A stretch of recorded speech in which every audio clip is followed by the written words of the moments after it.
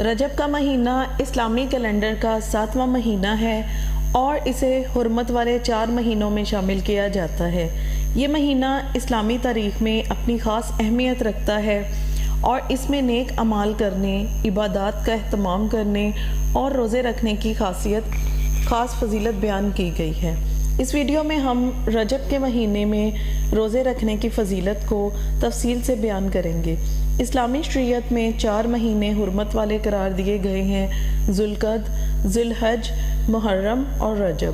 اللہ تعالیٰ نے ان مہینوں کو دیگر مہینوں کے مقابلے میں خاص مقام عطا فرمایا ہے اور ان میں عبادات، گناہوں سے بچنے اور نیک اعمال کرنے کی زیادہ تاکید کی گئی ہے۔ اللہ تعالیٰ فرماتے ہیں، بے شک مہینوں کی گنتی اللہ کے نزدیک 12 مہینے ہیں۔ اللہ کی کتاب میں جس دن اس نے آسمان اور زمین کو پیدا کیا، ان میں سے 4 حرمت والے ہیں۔ حضرت محمد صلی اللہ علیہ وآلہ وسلم سے رجب کے مہینے میں روزے رکھنے کی فضیلت کے بارے میں متعدد احادیث مروی ہیں۔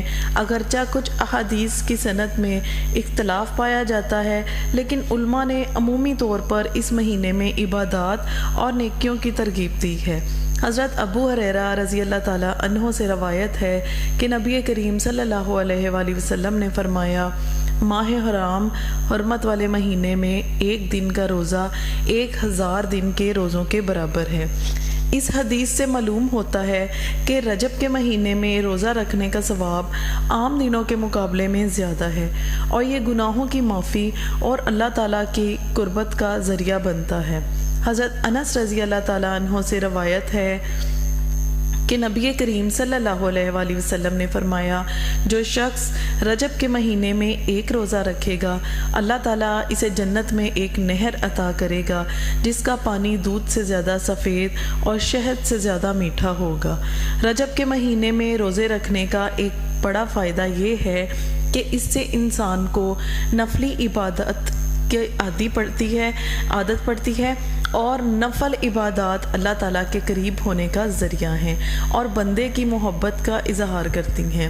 حضرت ابن عباس رضی اللہ تعالیٰ عنہ سے روایت ہے کہ نبی کریم صلی اللہ علیہ وآلہ وسلم نے فرمایا، رجب کا روزہ رکھنے سے پچھلے سال کے تمام گناہ معاف ہو جاتے ہیں، دوسرا روزہ رکھنے سے اس سال کے گناہ معاف ہو جاتے ہیں، اور جو شخص 3 روزے رکھے وہ عذاب قبر اور جہنم کی آگ سے بچا دیا جاتا ہے۔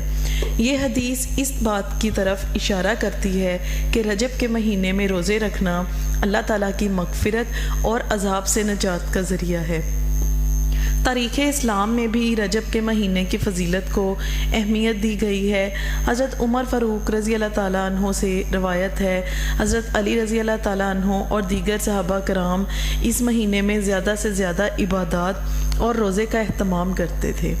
روزے کے ساتھ ساتھ رجب کے مہینے میں دیگر نیک اعمال کا بھی اہتمام کیا جانا چاہیے، جیسے قرآن کی تلاوت، ذکر و اذکار، صدقہ و خیرات، نماز کی پابندی۔ رجب کا مہینہ نیک اعمال کرنے کا بہترین موقع فراہم کرتا ہے۔ اس مہینے میں روزے رکھنے سے گناہوں کی معافی، اللہ کی رضا اور آخرت میں بے شمار انعامات کی خوشخبری ملتی ہے۔ سبحان اللہ۔